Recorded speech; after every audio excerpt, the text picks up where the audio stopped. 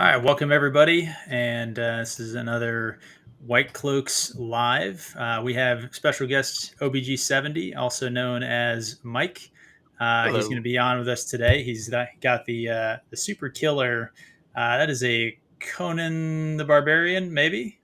It I've never is. actually asked you what it was before. I just assumed it was Conan. It is Conan and whichever trollop was attached to his leg for the day. Fair enough. So we got you as our guest today, and then as always, we got Lord Dane Bornhall, child of the light, as he has specified for himself there. And then we got Alex, who's as well. Before we kick off here, Mike, I guess since you're the guest here, I don't know if you just want to tell people, the few people who are here that maybe aren't also on your channel, who you are, where they can find you, what you're all about. Yeah, hello people. I am OBG70. I do have a YouTube channel and I'm also on Twitter under bitten_8. I occasionally do videos and I mostly do live streams. I'm usually live streaming about once a day, today twice a day. I'm doing some charity streams over here on the White Cloaks, just helping them out here. My 5 million subscribers will be rushing over here in just a second to Perfect. awesome. Get these. But no, I started off doing Wheel of Time stuff. That was where I kind of got my feet wet. And from there, I just kind of tried to keep up with pop culture stuff, waiting for season 2, so I have more content. But that is it. I do a Dungeons and Dragons stream on Wednesdays. I tried to get both Pips and Dane in on it, but they were busy. And Thursdays I talk Stargate. Fridays I do my late show, which both of these gentlemen have been on before. Yeah, that was a real blast. That one when we had 9 people, that Hollywood Squares episode was amazing. That was wild. That was an accident. I shotgun invited every single person I can possibly think to invite, expecting 1 or 2 people, and everybody said yes. So that's how that happened. I had the center square for a while. It was pretty good. And then I think it was awesome. It was awesome. But so I'm always streaming. And if you haven't subscribed, please do so. And I would really appreciate it. I'm trying to get to 500 subs so I can do community posts. Then onward to 1,000. And you actually, so you're pretty close to 500 subs. So yeah, I'm about 30, 34, something like that, subscribers away. Getting close. And then you have a second channel that does astronomy stuff, right? Yeah, I had it's called Broke Astronomer. It was a channel I started several years ago when I got into the hobby. I used to do how-to videos on different software setups, telescope setups. I do live streams of the night sky. And at one point, I think I had about 1,500 subscribers. I never was monetized. I didn't care about that kind of stuff. It was really just chilling out, telling people about stuff. But my average video would have 50 or 60,000 viewers. It was actually doing pretty well. But I just kind of got burned out on it, and I pulled the plug for like over a year and lost all but I think I have 1,010 subscribers still. And I haven't made a video or did a live stream in a long time on that channel. It's kind of abandoned over there, but occasionally I think about doing it. Well, I think actually we started on an abandoned channel. It was Alex's old channel. We did not inherit 1,000 subs. Alex, how many subs did we have on? 17. Does that sound about right? Yeah. Mine wasn't even a channel. It was literally just a place that I would dump videos that I would use in online arguments. And that's, for whatever reason, people liked them enough to pay attention in the hope that I might drop another random ass video. But so we had 17 people who used to be into sports videos mostly, right? Yeah. Who just all of a sudden started getting assaulted with Wheel of Time. Hey, they're probably sticking around. Yeah, I think a few of them might have stayed. Good. Yeah.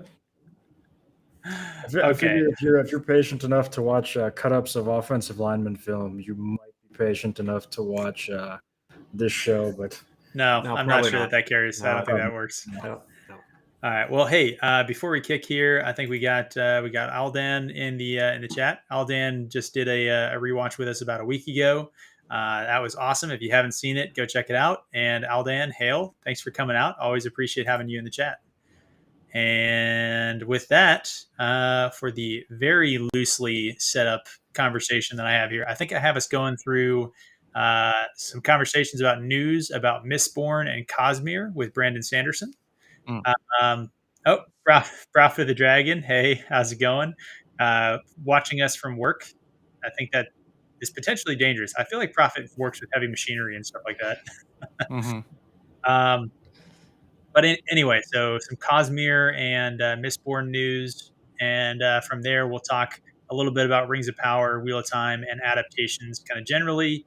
And Dane has put together a whole bunch of stuff about Wheel of Time specifically, in how an adaptation would have looked had Robert Jordan not passed in an untimely manner. Is that a fair summation? I don't know if we're going to go that far with it, but it's more to kind of address the point of what would Robert Jordan have thought about the adaptation that we got. And I am hoping, because I do have a hard stop at about an hour and 20. If we're not there with 20 minutes to go, can we go over to it? Because I did buy an ebook for this, so we will not. I don't think the first step will take that long. And with that, without further ado, hey Zax, how's it going? What's up, Thanks for Zax? coming out. Let's go ahead and just see if we can cue this stuff up. So I got a few videos queued. This is the year that Hollywood came calling, and came calling in a very big way. Even before the Kickstarter, they saw that basically all of Hollywood was watching and saying that fantasy can work that is not Game of Thrones, The Witcher, and Shadow and Bone, and plenty of other excellent properties. I mean, Arcane is another fantastic example. They're like, oh, people like these, and it can be done with if it's not George R. R. Martin. And every one of those studio execs has had someone say, well, get us one of these, or get us more of these. Okay, so that's the first segment. I think all I have to say there is, anybody get a list of the properties he listed as good IP that people liked? Witcher, Shadow and Bone, Arcane. Yep. Imagine being an executive producer on a currently dropped adaptation and not listing it as a product that major streaming service and production companies are trying to emulate. Especially one that you have a direct connection with. Yeah. Dude wrote 3 of the books and is an executive producer on the show.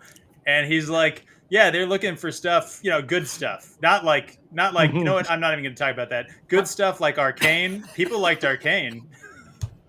And it's just, I feel like, okay, a lot of people give Sanderson some rough reviews, especially on the old White Cloaks forum, right? He's too nice. And they wish that he had come out pretty strongly against the adaptations. But I feel like, yeah, he's too nice, and that, like, those kind of backhanded statements, those I feel like are kind of everywhere. Like, if you read between the lines, like, it is not surprising sort of how he looks at some of this stuff. What do you guys think? I think he's distancing himself as much as he possibly can get away with without too much drama. All right. I think the check is in the mail at this point, so he can now get away with a little bit less stumping. A little bit less, that's possible. I honestly think he lives by if you can't say something nice, don't say anything at all. And that's what he was doing. He didn't even bother to mention them. So he's just not talking about it. I think funny, what? Elephant in the room is what that is in a clip like that. But yeah, he didn't say anything disparaging about the show. But yeah, no, it didn't come up. Yeah, for sure. All right, so I got another clip here. Again, Brando Sando, similar setting here, so I'll play that one as well. And every one of them went to BookScan, which is the ratings for how books sell. And every one of them sorted the BookScan and said, all right, what authors are there out there that have not had anything made? And far as I can tell, I am the best-selling. I'm definitely the best-selling science fiction fantasy writer who has never had an adaptation. Okay. Now, for that, I kind of have a joke here, which is that I feel like the White Cloaks would argue that Robert Jordan still actually hasn't had an adaptation made. we're still waiting on Eye of the World, right? Like, am I crazy? It's coming one of these days. It's any one of these days. They keep on saying that season 2 and maybe even season 3 are going to get some of that book 1 stuff. Pips, I'm also sure they think that might happen, but it won't. Yeah. I'm not thinking, not holding my breath, I suppose. But there you go. So he's basically saying that they were looking for fantasy, and I don't know. I mean, I agree with his point that, like, if you're looking for fantasy, it's going to be him next, right? Like, it shouldn't be a surprise to anybody, I would think. Well, along with about 45 other different authors, like you mentioned. I mean, there's, we can't get a fantasy or a sci-fi series making the New York Times top 10 without it almost immediately getting optioned. Like, it's insane. I have an unpopular opinion about this. Okay. I enjoyed Mistborn. I started reading some of his other works, and I enjoyed them. But ask me any specific questions about any of it, I don't think I could answer. I don't remember character names. I don't remember plots. None of it. I mean, it was well written, and I do give him credit for that. He's a very good writer. I just didn't connect with any of the stories or the characters. Whereas you asked me about Dragonlance, and I can name all the characters. And that was something I read 20, 30 years ago. There are certain properties out there that, while not on the bestseller list as long as his books were, that I know the stories, I like the characters, and I think those would make better adaptations. So I do think that's a hot take, because I think a lot of people feel about Sanderson that his characters and his magic systems are what separates him, and he still kind of sort of writes like his audience is 13-year-olds. But different strokes for different folks. I'm not gonna, I can't say that I love his books either. So I brought up a comment from Balefire here, which, hey, good to see you in the chat. I think she's made this argument before about not really enjoying Sanderson's prose, and I think that's fair to point out that, like, Sanderson is certainly the most prolific fantasy writer, certainly right now, potentially ever, right? Like his video where he just came out with, like, these are the 6 books that I wrote that are all coming out next year or something ungodly. Insane. Right? Like name another author that the quality is anywhere even approaching what Sanderson is doing. So I can name an author where the quantity is about the same, which is like Stephen King, but not the quality.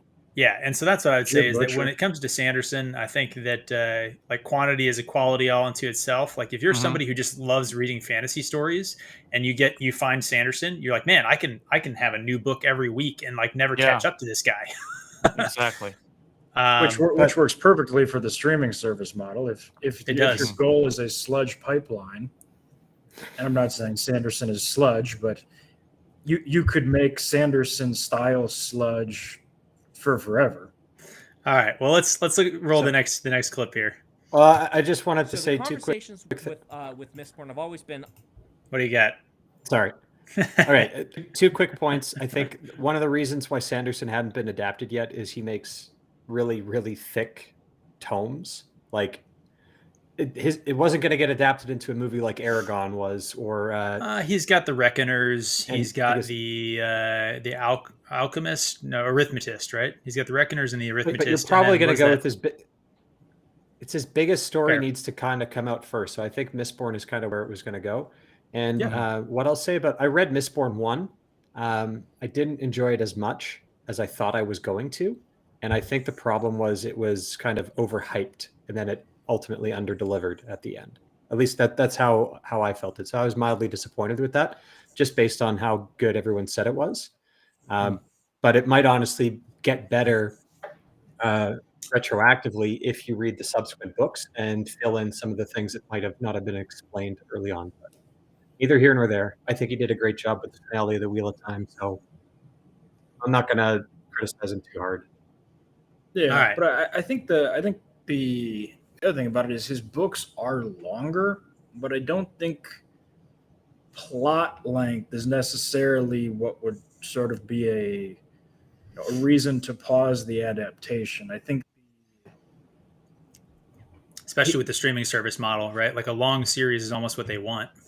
Well, that's what we get now, but it's if you're thinking, okay, I'm going to do Mistborn as like a movie trilogy like Lord of the Rings, then you might be thinking each individual book is probably too big to adapt. What is the word count on Mistborn? It's like 350,000 per book.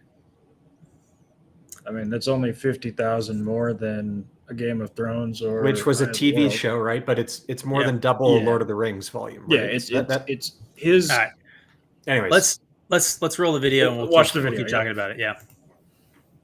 Options and my option money got bigger and bigger to the point that people are paying mid six figures just for the option and things like that. And it has changed now that everyone's coming and they're like, we already have the team. We are really excited by this. We'll just do a buyout. We'll just pay you up front, as if we're not going to spend the 5 years trying to decide if we're going to make this. We are so confident we are going to make it that we are buying the rights right now, and our goal would be to be in production in 6 to 8 months. And that's what's happening to me now. I think that a lot of the conversation we were just starting there, right, is which one is going to be first. And I think that he was talking it before about Mistborn. So it sounds like Mistborn, definitely something in the Cosmere, right? Mm-hmm. And we were saying, he was trying to make sure that he preserved his options in the way that he dealt with the Wheel of Time adaptation. So it sounds like it's worked out for him. I mean, he's basically saying, and that came out within the last week. Mike, you were watching the same video, right? That's only a few days old. Yeah, it's the 4th. Okay. So he's basically saying, as of a couple days ago, that in the next month or two, we should get some official announcements for studios and kind of taking it all together. Looks like Prophet is saying that there's already a screenplay for it. And I've heard him talk pretty extensively about some of the details of. So if you read Stormlight, the question was about how do you build Roshar in a live action where you have a very distinct kind of flora and fauna. And he was saying, like, the amount of money that is being put on the table for these productions is enough to be able to CGI the things that need to be CGI'd, and that he wouldn't have to make compromises on on those types of things in an adaptation. Well, we discussed modern CGI in a previous. I agree. Yeah, I mean, I agree, but still, I mean, you got to say, like, okay, you guys are all all fantasy fans here. Are you guys excited about a Cosmere adaptation? I'm not. But again, like I said, I read the one book and I didn't think it was all that. So. By F. Scott Fraser, not particularly. I'm looking it up. I'm just indifferent on it. Whose biggest writing credit to date is XXX3: The Return of Xander Cage. Oh, that was a great movie. What are you talking about? That was a good movie. What are you talking about, Alex? Now I'm hyped. Now I'm fucking. All right, I think Prophet is saying that he's got to run. So hey, thanks for even coming in for a minute. And don't sort of break the centrifuges. Okay, I mean, here you go. So Mike's got a clip queued up, so I'll go ahead and bring that one up as well. Oh yeah. And this one is the one where he goes on about creative control, right? Creative control, yeah. Yeah, and this is honestly, I think, the concept that makes me most excited about his stuff is, we've been so frustrated with adaptations from dead authors. And so an author that I like, who's still alive, who's willing to exercise some creative control. I mean, now you're thinking seasons kind of 1 through 5 Game of Thrones, Mm-hmm. So. You can bring a friend. Yes, that way you don't have to go. Yeah, smartly done. I heard that we were giving away 2 tickets. We have exactly 100 tickets left. Ooh. So there's 100 tickets left. So fast. So the next question is from Irator. They say, we're all excited with the news that there may be some adaptations coming our way. Yes, there likely are. Without getting into confidential info, what usually goes into the kind of conversation you've been having with Hollywood? It's been really interesting because it's been a completely different genre of conversation than I've had in the past. And they've evolved over time and things like that. The way people treat me has changed over time. But I don't need to pitch to anyone. They pitch to me, which is very nice. And they come in with a big take on what they want to do. And the conversation centers around mostly, how are you going to make sure that this matches Brandon's vision? Like, what am I allowed to do? What are you going to have me be doing? With television shows, can I co-show run with someone else? Can I have veto power over certain things? Can I have approvals over whatnot? And so forth. Yeah. I think that something that I had seen a while ago was him talking about wanting to be a co-creator, wanting to potentially write scripts for episodes. So he would want to write a few of the episodes himself. He'd want to be a co-creator. Veto power. I mean, that to me interests me as somebody who wants to see stories that I at least even kind of like. Honestly, I would say that I enjoy his stories. They may not be my favorite ones ever, but I really do enjoy them. And to see a good adaptation of it where the author is exerting some creative control, that gets me excited. It seems like you guys are indifferent. Well, it's a very good sign. I think I've ranted about this before, but when you look at the things that are good on Amazon Prime, your Reachers, your Terminal Lists, I'll even go to bat for Alex Rider. Stuff. I don't think I've seen that one. It's very watchable, is what I'll say. That's high praise in this current year. Yeah, seriously. And it's a stupid teenage spy show, but it's passable. But those all have the active writer involved. When the active writer is dead or not involved, God help us, Amazon runs wild. And that is a horrible thing when it comes to the production of a television show. Yeah, and we've seen plenty of that. I mean, it's harder to think of good adaptations than bad ones in the last few years, honestly, right? I mean, so you brought up Reacher and Terminal List, right? I mean, is there really anything else that we would actually put our stamp on and be like, that was actually a good, faithful adaptation? Without the creator's control? I don't know. With or without, honestly. I'm just trying to think of literally if we go back else. in time a little bit, we could say J.K. Rowling doing Harry Potter stuff. She was pretty much there cracking the whip, and it came out pretty good. Pretty close to what she intended.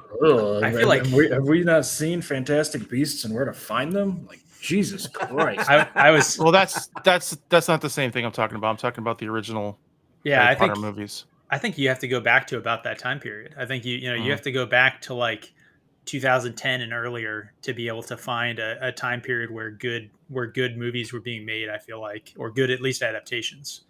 Yeah, I think the comment on screen says it perfectly. A mediocre vision told truly is far better than a great vision mangled terribly. Anne always is just dropping truth bombs, to be honest. I feel like Anne, every time she comes in here and comments, it's always, she's always getting put up on the screen for just great comments. And thanks for coming out. So what I recall about rumors of Mistborn adaptation, and so I did watch all the Brandon Sanderson lectures about creative writing, which are all up on YouTube. And he referenced that. Like, he is not a screenwriter. He's taken a stab at it. I think he gave a compliment to folks like Rajnor saying that they are good screenwriters. But as far as things that could be condensed, like that whole section of Mistborn 1 where I don't even remember their names, but she's learning how to use allomancy. And she has Vin and Kelsey are probably. Yeah, okay. Vin and Kelsey. Right. They're doing the training missions, but then they do the heist. So he was basically about combining the two, right? So trial by fire, make it more exciting, make it more engaging, and it helps to condense the story because there's a ton of training and then there's a ton of different heists and then there's all those balls and just mash them all into like 2 or 3 big moments. If you're doing a film adaptation, maybe you get all of it if you're doing a television one and you got 10 episodes to basically do the whole book. So we'll see. Throw this out. Have any of you guys read The Reckoners? Any of them? No. Chat, if anybody in the chat has read them, they're kind of interesting. It's almost, it's like I don't necessarily want to say YA, but it's probably in the ballpark. It's like if The Boys was done instead of as a graphic novel or comic, was done as a book, and it's sort of on the YA side. But there's definitely some graphic stuff in there. And that's a world that he's done. Basically, there are superheroes, if you want to call it, but literally all of them go bad as like an aspect of them getting powers. They get twisted and basically take over and ruin the world and act as kind of warlords that sort of control little fiefdoms. And they, you have the most powerful one in a region is kind of the king of that region. And then he's got little underbosses, and it's almost like crime syndicates or sort of like feudal system or whatever with the supers. And then like normal people are basically slaves and serfs kind of working for these people. And there's a team called the Reckoners that goes around trying to kill them. And one of the characters ends up getting picked up and joins the Reckoners. Anyway, it's a whole thing. It is, I think, very adaptable. I think that it is ready to be made into television. It might be, again, a little more on the YA side, but if nobody's ever read the books, they're fairly short. They're pretty punchy and fast paced. And I read them while I was overseas. I just happened to they were available, and so I just kind of crushed through them. I have read them. I thought they were a fun read. Like nothing crazy amazing, but they were fun. Aldan is saying, yes, it is The Boys, but that's what Pip started off with. Guys, I'm just having a really hard time envisioning somebody saying like, it's like The Boys, but young adult. I'm just like, it's pretty. I feel like there's one aspect of The Boys that sort of makes it distinctive, and that it is very much not young adults. So the thing that I'll say, it's like The Boys, but young adult. Like there's none of the sex stuff is there, but like you still like. There's going to be a dude who gets his face blown off. Like that still, happens. Right. But like the weird sexual stuff, like if you've watched the most recent season, Herogasm is never going to happen in the Reckoners. What about the guy who talks to fish and has to eat his friend, the octopus named Trevor? Nope. Never going to happen. The deep was. All right, Mike, you said that you had read it. You think I'm totally off base here? Well, this is another example. I read it, I enjoyed it, thought it was good, and not until you're naming some of the names of the characters did I remember them. I don't remember the characters at all. But no, I think it would be a great adaptation. I really do. I thought it was really interesting. Yeah, nice plot twist there too.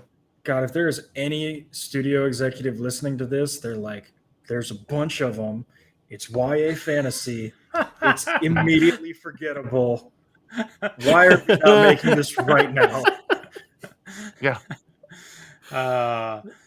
Yeah, that's very possible. If there was a video game, we'd be into season 3 already. The last Sanderson and it would thing be terrible. I read. This is the last Sanderson thing I read. Oh, Warbreaker! I loved that book. I liked it. I'm in the middle somewhere. I haven't finished it.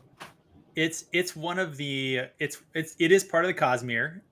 If you read it, you recognize one of the characters in Stormlight. But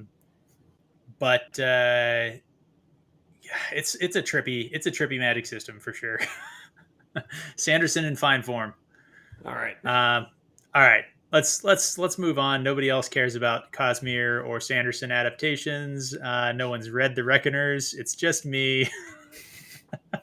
Sharing something you love, but don't worry. I was going to say that there's something to be said for a host indulging oneself every once in a while to make the podcast enjoyable. Yeah. There you go. Aldan's with me. Warbreaker, top tier. I like it. Okay. So the next thing we're going on to. Aldan is such a cultured man. He's phenomenal. And Aldan actually points out, so I can think of 2. We'll talk offline. You can tell me which one I missed. Okay. So the next thing we're going on to is, still in the vein of adaptations getting made. Obviously, it's everyone's favorite. We've been talking about this for a while. The Rings of Power stuff and how adaptations go off the rails. So this is not particularly new. This is a statement from San Diego Comic-Con. We've talked about this a little bit before as well. Just the idea that, individual personal politics getting injected, and, what hopefully a live, exercising sort of creative control Sanderson would not be dealing with. Do you guys think that the author asserting creative control. Do you think he can avoid this, or you think it's gonna be the same? You better go super low rent on these actors if you're not going to be dealing with that. Like, to the point that you can tell them to shut the hell up and get off the set if they get preachy with it. And I think to a certain extent, we're going to start seeing that, where studios just have shut the hell up clauses in contracts. But it's going to be interesting. When you say low rent, do you mean like no name actors and actresses? Yep. I feel like who in Rings of Power, other than like a couple of them, like most of them haven't been in shit. Who is this lady? So However, they're already gone low rent, but yeah, like who is she? she's nobody, but the issue is she's been empowered.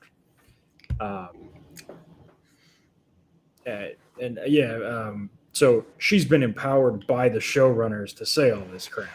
So that everybody has been given their talking points, and this was probably one of her talking points, to emphasize how great her character is for these particular reasons. And I think, I don't know how much harder that fans can send this message that nobody gives a shit. Stop doing this virtue signaling. So I think it's, I'm starting to suspect that that change is coming, and they're going to start putting down these, the shut the hell up clauses. And I don't mean like an NDA, like you're not allowed to talk about the show. I mean as in a don't say anything that's going to piss off 40% of the voting public.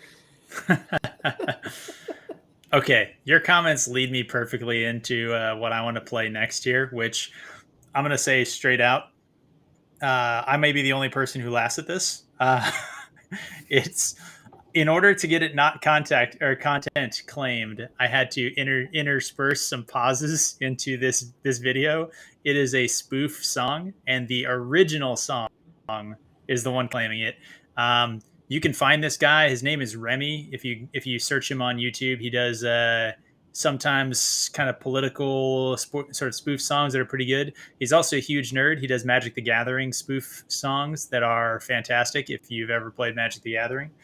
Anyway, so here you guys go with the cuts to avoid us getting taken down. Like a Chris Brown fan, old girlfriend, free speech is under attack. And so like Hannah Storm, folks are trying to find the best way to push back. But I won't care tomorrow, and I did not care yesterday. Is there anything I can do to pretend that I care today? I need a hashtag. I need a hashtag on display. Yeah, I'll tweet to the world, hashtag bring back our girls, and Boko Haram will be like, okay. I need a hashtag. Ooh, I need a hashtag for today, to show that I care when I really don't care. And that's just what I'm doing today. Faking outrage. All right. Like I said, maybe nobody else gets that at all. I think it's hilarious. If you like that song without the clips, I'll link the description I'll link it in the description. Remy, I think he does political ones for Reason TV, and like I said, he does MTG videos that are hilarious. But that's how I feel every time I see an article about this. Like, this is the fakest thing I've ever seen, and I don't know why I'm listening to a high school dropout try and talk to me about international politics. Well, they probably know it better than the people who actually are doing international politics. But that's just the sad state. That as may be. They are not a qualified source. Lord Captain Commander done with the blistering hot take, but I think I agree with him. Which one? The second to last. That I'm Steve Buscemi's comments. I don't look anything like Steve Buscemi, dude. I don't know where the fuck that came from, but No, that I Need a Hero is a classic, but the Shrek version is the best. But that might be the case. All right. So going Look at on. these teeth. Steve Buscemi has terrible teeth. I've got perfect fucking teeth. Anyway, sorry. So political activism is one, right? And then you get into the other thing, and he said, veto authority, right? This kind of stuff that is just pushing and pushing and pushing the idea that Amazon broke their own diversity, inclusion, equity. Yes, it's pronounced die. If you have 3 letters and they spell die, it's die, not DEI. That's absolute nonsense. But that's just German for the Bart. The. So diversity, inclusion, equity, they broke their own policy in casting characters for the Wheel of Time, for Rings of Power, where their own policy says you can't cast a character who is not an actor or actress that matches the ethnic or insert diversity group of the historical or literary figure that person's supposed to be. So they broke their own policies. They don't give a shit about any of it. It is all just doing what this person is saying here, which is, casting the absolute best person for the role and making a redress of balance within the world. Do we think those are mutually exclusive? More often than not. I'm going to lean not entirely mutually exclusive, but they are sort of a conflicting. There will be situations where one conflicts with the other. I've said this before. It's the best person for the role is the person who got through all the filtering to get into that last room where you get to then pick the person who's the best in the room. And what I mean by that is, do you check all the boxes? Does your social media have the right activist groups banners in your profile and everything? Do you retweet the right things? If the answer is yes to all that, we will consider you for the role. Please move through door number B or door letter B. Yeah. And from that room, you're then picked. So the best person, like the best, Nynaeve, like we looked the whole world. We found the very best person, right? No, you didn't. You looked in that room because that's where you ended up after all the filtering out. Oh, you don't have BLM on your Twitter profile. You're not welcome. Please leave. Oh, you're not a member of the LGBTQIP plus community. Sorry, you need to go out the other way. It's only the people that are left that you get to pick from. And that's the way it is. Yeah, check the boxes.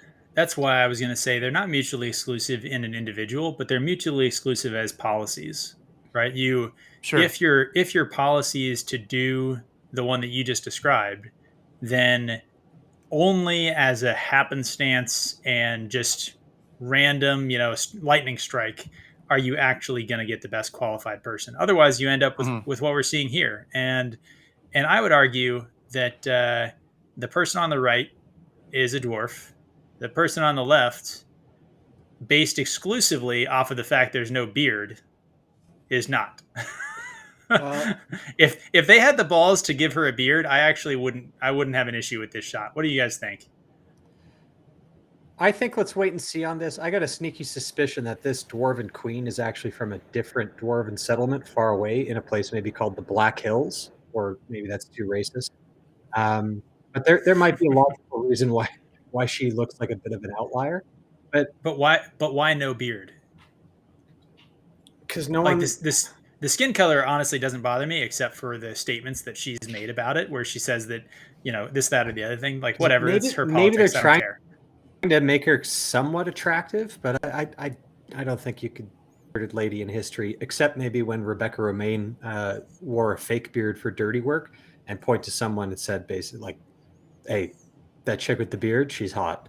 Like, Dane, I'm just gonna tell you, I think you're telling on yourself here. I don't think that there's a ton of people in the population who sort of see large black women and go, "That's the one that's selling me on this show." Truly a knockout.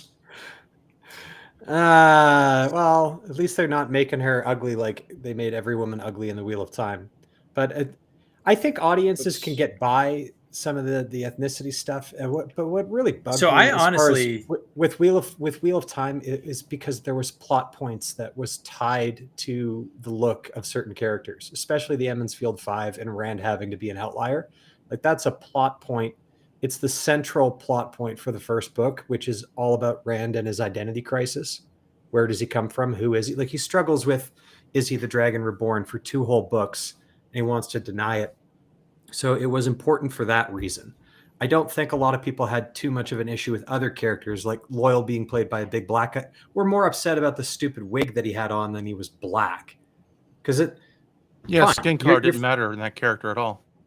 And I would say it doesn't really outside. It doesn't matter for certain characters. It doesn't matter, but for Rand, being different but close enough to be believable that he, had an Outlander mother, and that's why he's the only one in his whole village with light eyes.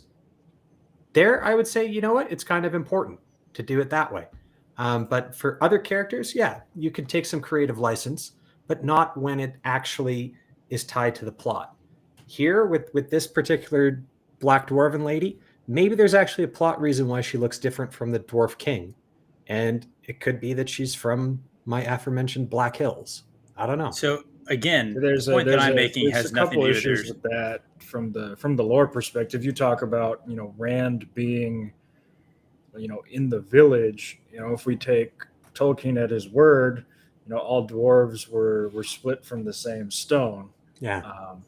So there's sort of a lore reason that all the dwarves look the same. Lore versus plot, though. That's kind of where I'm going with this, Alex.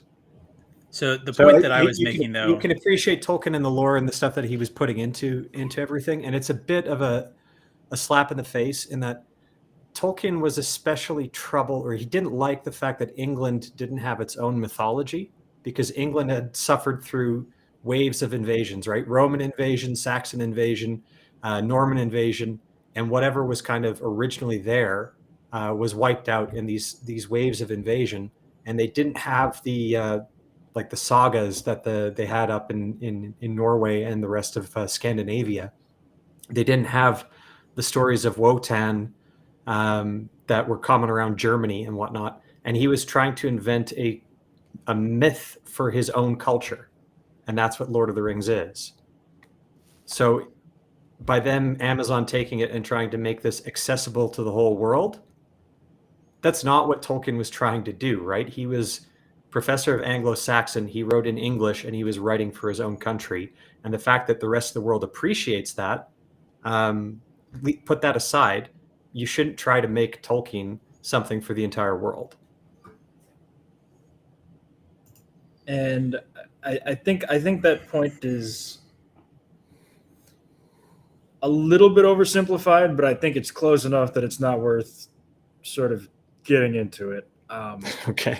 But so what I was actually going to say is that, again, to me, and I brought up some of the comments on this Reddit thread because I thought that they mirrored the same thing. The thing that bothers me about this picture is, again, the fact that she doesn't have a beard. She doesn't have any facial hair whatsoever, because they wanted to highlight her as an actress.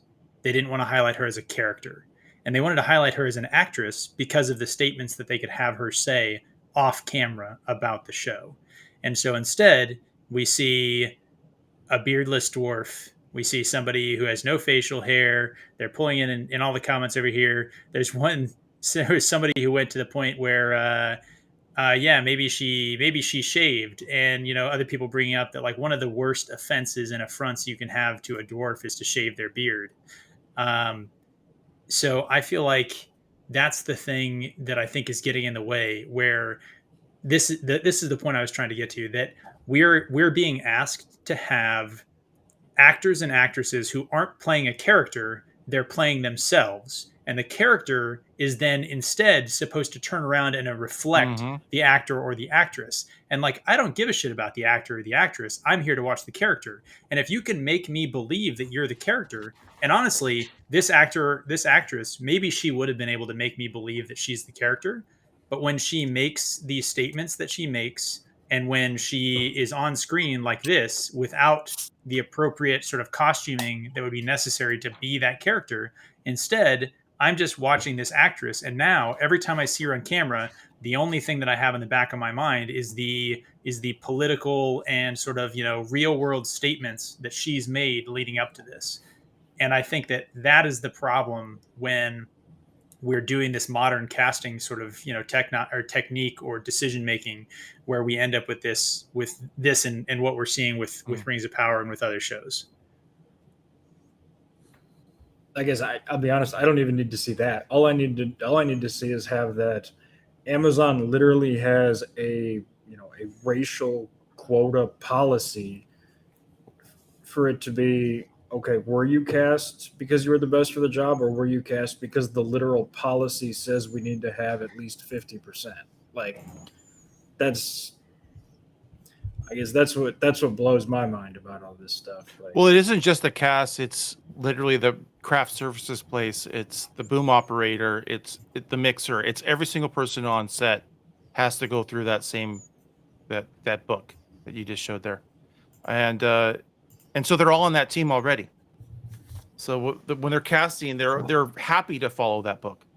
It's not like they don't want to.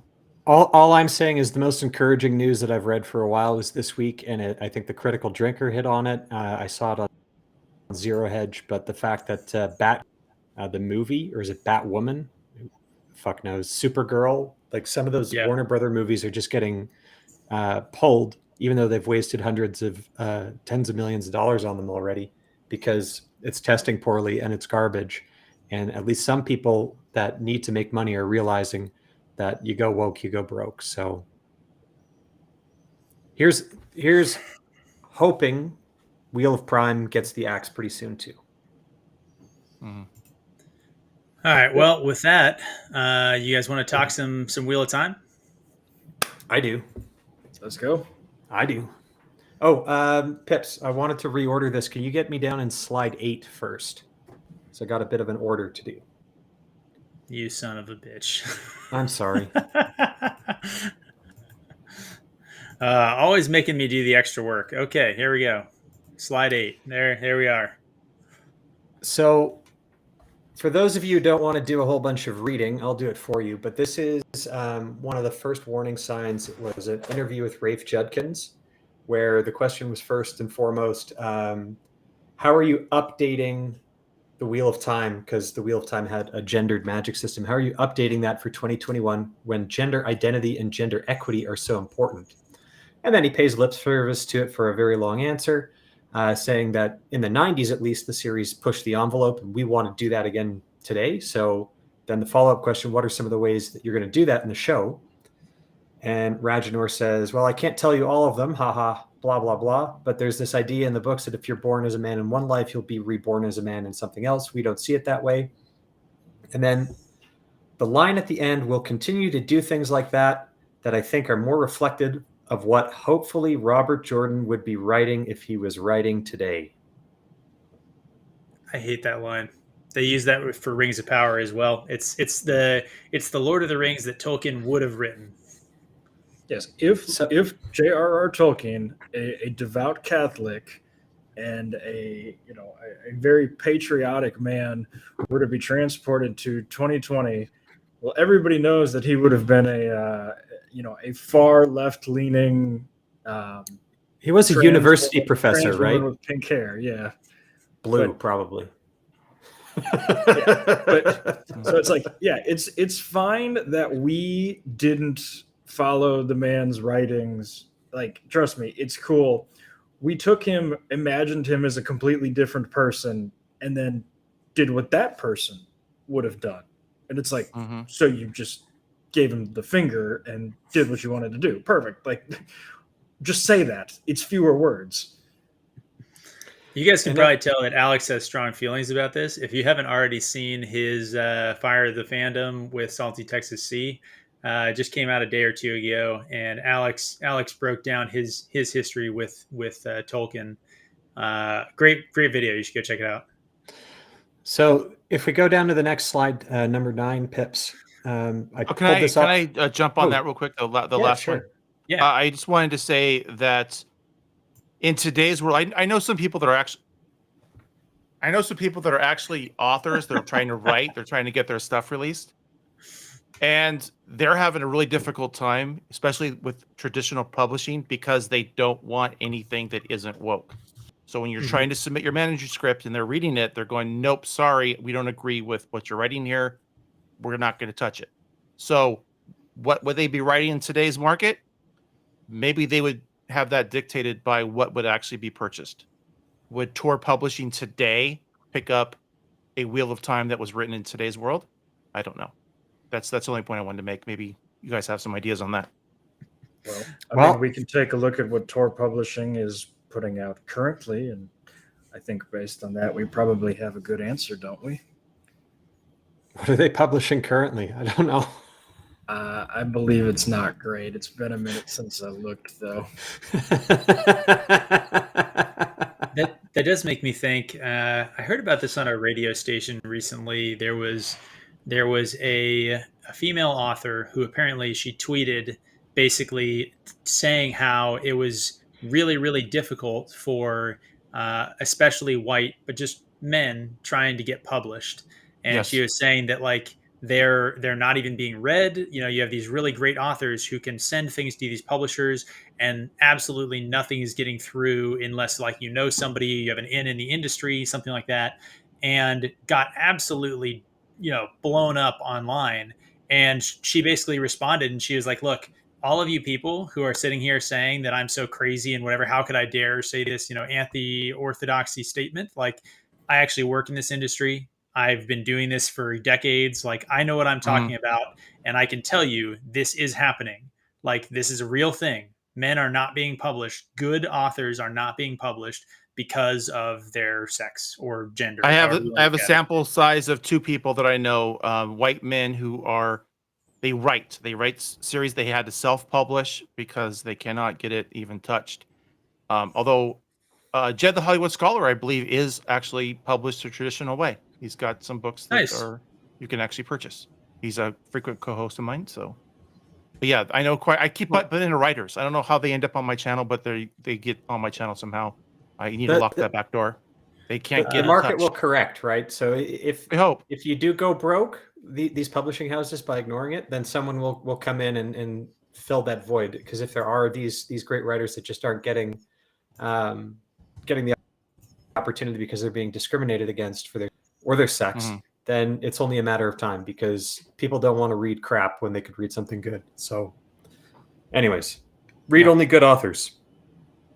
Next slide, Pips, if we can, because this is actually what Robert Jordan had to say about what people thought of his works or at least influencing it. So I found this on Reddit, but it was pulled from a Q&A that he did in late 2002. And the first question was, do you ever use ideas that fans send you in regards to the Wheel of Time storyline, like even little ones?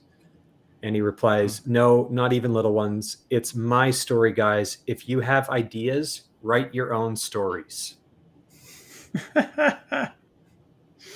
So if Rajno is being like, we're gonna update this story for the modern world, and I think we need to do this and we need to do that, and I got this character step in, and I want to improve his arc. RJ, if he was alive, would basically look at this guy and go like, write your own damn story. This one's mine. I think it's so funny how pervasive that attitude is among writers. Like, I mean, Tolkien has a bunch of quotes as well that are just like, no, stop messing with my shit. Leave it alone. Don't touch it. And yeah, I think he used the word vituperatus in kind of one of those letters where he's basically dealing with someone writing fanfic in his world and he's trying to tell her to stop. And then she replied to me with the most vituperatus letter. And I'm like, I had to look that word up. Well done, Professor Tolkien. Yeah. What is it? Tolkien was so pissed when he found out that hippies were doing hobbit weddings that he pretty much was ready to disown his life's work. Like,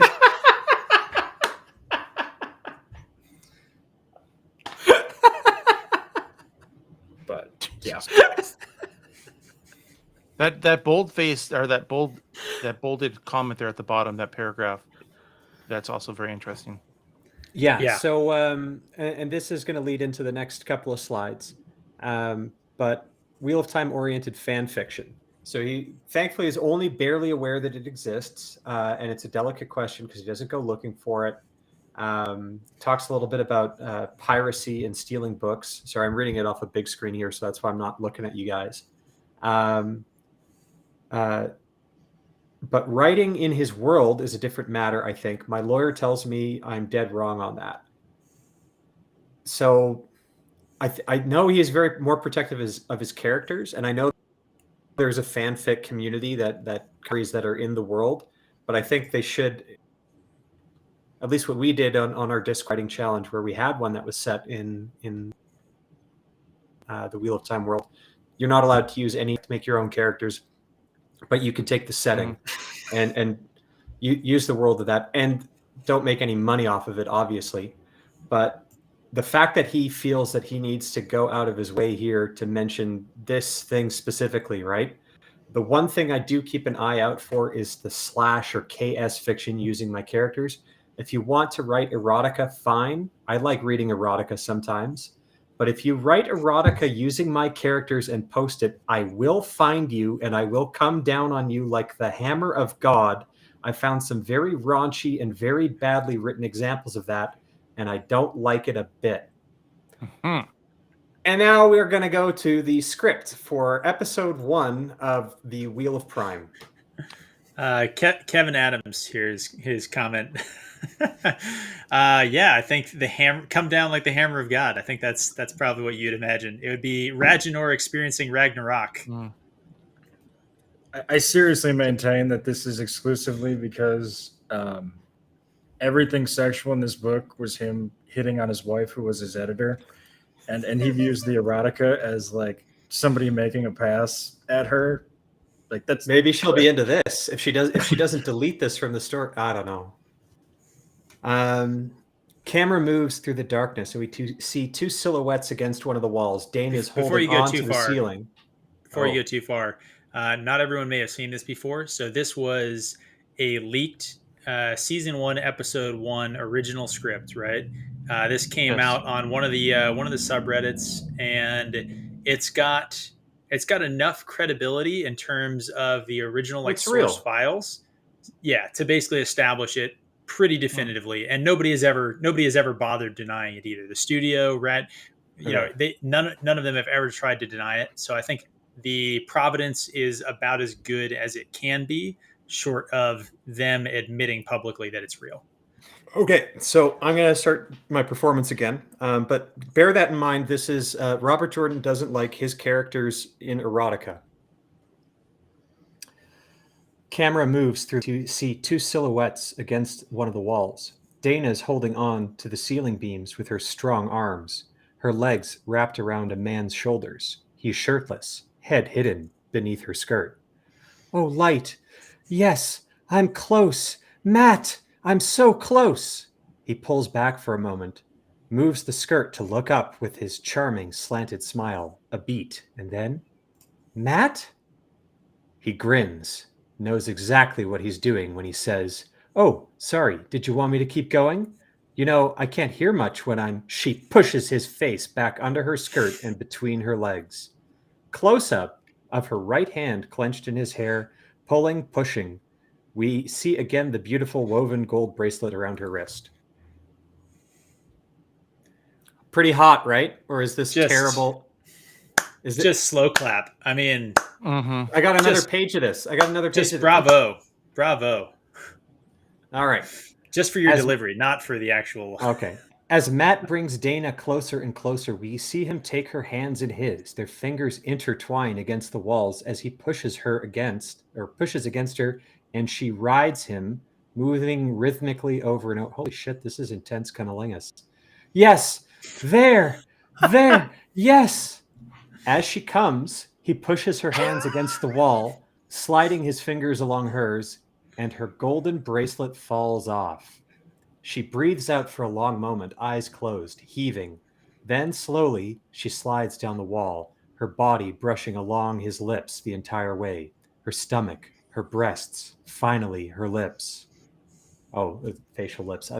He already did the other ones. She Well, moves keep in mind, Matt does have a gift for the tongue. Old tongue. The old tongue. He's a cunning linguist. Yeah. She moves to continue down to her knees, but he glances at the ground beneath, sees it's muddy from the rain, and the golden bracelet is down there. He stops Dana. So this is where he turns down a blowjob because he was actually more interested in the bracelet. Neither here nor there. I think we covered most of the specs here, but I got one more, which is the later scene with Rand and Egwene. Next slide here? Yeah. I think first of all, hey Dane, if you got that high quality mic over there, can you just bring it a little closer? Let's get some ASMR going here. The chat is really digging what you're putting out over there. Are they loving this? Okay. Oh, there it is. I'm really, getting turn it up. I'm gonna watch this back later. Rand lifts up Egwene again, carrying her across the room as they kiss. He lays her down on the sheepskin rug in front of the dwindling fire, puts his body on top of hers. He pulls back from their kiss, and their faces are just inches apart now, the fire casting soft light on them. You know, my dad said I used to pick you baskets of berries to bring you when I was a kid, like some lovesick puppy. Sounds sweet to me. Rand pulls a small raspberry from his pocket with a roguish smile. He runs it down her nose and drops it sensually between her lips. She eats it and then leaves her lips on his fingers, sucking on them. Very sweet. Oh, God. He smiles. We gotta stop. No. I'm just getting to the best part. This needs to stop. He smiles and then moves his hand down her body, hiking up her dress as he slides the wet fingers inside her. She moans and arches her back. Off, Egwene and Rand kissing as he fingers her. And that's the hoof bang, guys. Oh my God. Hey, I just want to point out, I think this is the highest channel views we've got at any one time. So you're welcome. Dane, we're bringing you back for late night. Holy shit, Dane. That was I don't know. Let's bring some what chat. Robert Jordan would have wanted because it's 2021. Kevin Adams saying it's so hot. Trip is dying. I can't tell whether or not that's the good or the bad kind. Man, there's just there you go. Sven also potentially good or bad. Who knows? God, can you guys imagine? So compare this to the line that we got from Robert Jordan. I don't like it one bit. I'm highlighting it because we don't like it. We make fun of it. This is terrible. It's awful. I think I see a couple smiley faces in the chat, so maybe appreciate it as fucking comedy. But he didn't like this shit one bit. In fact, do you know how much he didn't like? Well, how protective he was of his IP? This is the final thing. OBG did a video on this a while back. OBG 70. Oh, okay. Our guest. Yeah. You had a video on this because you pointed out that God damn. That's why I look up. The graphic novel, right? From New Spring. And it had all that one. He's actually got it out. Nice. So I was interested in these emails and I wanted to read them kind of in full on. But so in the appendix to this, at the very end, there is kind of selected emails. I'm beginning to doubt that these were the only emails that Robert Jordan sent the liaison with Chuck Dixon. But he was deeply involved with the series. If we can just take a pause, I just want to say, so Aldan's comment here, Harriet signed off on this. What do you guys think? I personally think that the rights to this were sold literally decades ago, right? So Red Eagle Entertainment bought these rights while Robert Jordan was still alive. So I don't think anyone with the Robert Jordan estate, I don't think any of them had any real control over what was happening. I think that this was essentially an unwilling. I mean, this was raping Robert Jordan's works. Like this is unconsensual. Not only did Harriet not The only reason that anybody says Harriet had any input on this is because Amazon says so. And keep in mind that Amazon has also said that Brandon Sanderson had heavy input on this, which we all know at this point is a lie. Harriet McDougal has so little. I mean, Harriet McDougal said something bad about the Winter Dragon and got her ass beat in a lawsuit. Like, Harriet McDougal isn't saying shit about this. Yeah, good point. I'm a big fan of like, what is the joke from The Office, like that Dwight makes about like not understanding gay sex? Like, I feel like this is what Rafe thinks straight sex is like. Oh man. Okay, so where I want to go with this for the next part. So we know he doesn't like erotica, that he hated it down with the hammer of God. They fucking did it anyways. Only Dane likes erotica, as you guys just observed. That's true. I'm quite good at it, actually. Now that I'll play this back for myself later. No, just kidding. But so we harped on early on when we were doing the rewatch, and we've kind of fallen away with noting the costuming. But I think it's worth noting because there's maybe a dozen emails that were published here with the look, but there's a common thread running through several of them. So I'm on the first one, and it says here, Dear Les, who's the liaison, decided to look through it beyond the first few pages, yada, yada, yada, sending you a copy of this, that, and the rest. There are mentions of Aiel riding horses, wearing armor, carrying pikes, all those things that the Aiel don't do. And he still has Moraine, Swain, Tamra, and Katara wearing robes instead of dresses. I hope he'll take the comments I've put into the script, or take to heart the comments I've put in the script. Take care, all the best, Jim. Jim is James Oliver Rigney, Jr., Robert Jordan. The next one. Very good. Please tell Chuck that he did an excellent job. There's only one point that I need to raise. Tamra and Katara would not be wearing robes. The descriptions of their dresses and jewelry can be found in the book. I append a note to that effect, and in the note of the relevant panel, and I'm sending you this version back. Once that change is made, I'm good to go with the script. Many thanks. Then there's the longest email, and I've only cut out by the one way, section. Dana, if you notice the dates on the emails, they're right after, they're like a day at most. So March 25th, these two. March 24th at 2:50 at 3 o'clock, and then you. Yep. But by the fifth email that I have later on, it's in November of that year, so that there's some time that passes, which leads me to believe there's probably some more communication going. But if you buy the graphic novel and you get the whole thing, and this is just one paragraph about Cad Swain.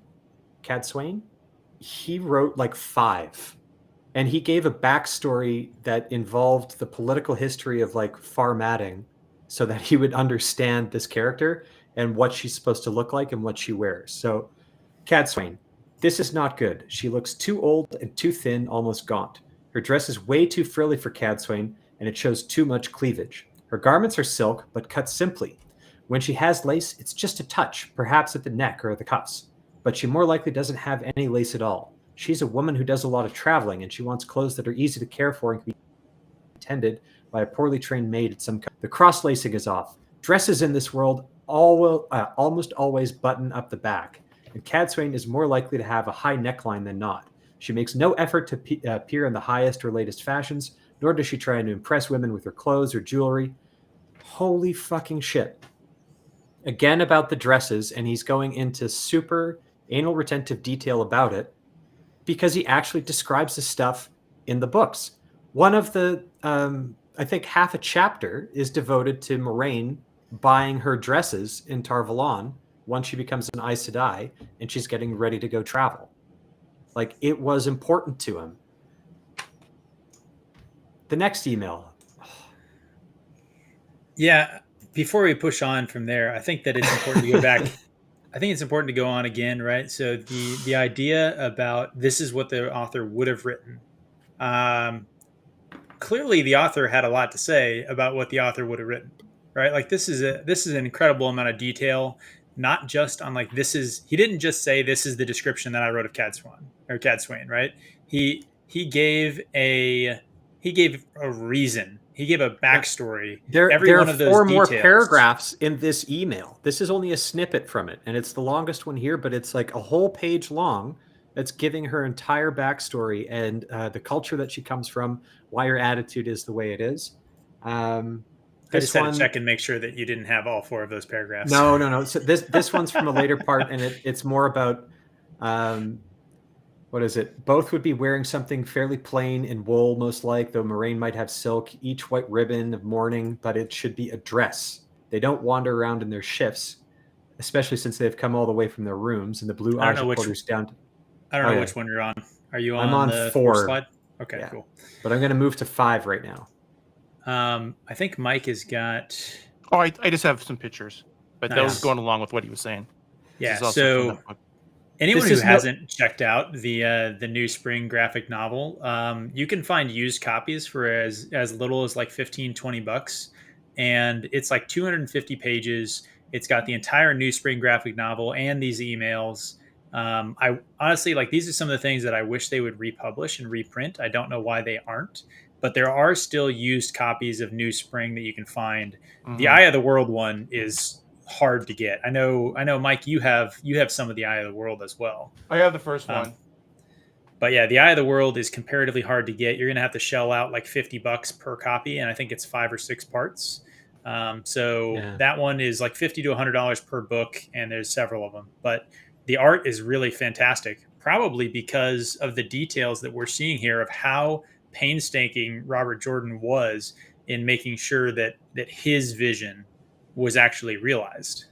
Yeah. So next email, this is slide 5 I sent you, Pips. This is November of 2005. The earlier exchanges were from March. So he's involved.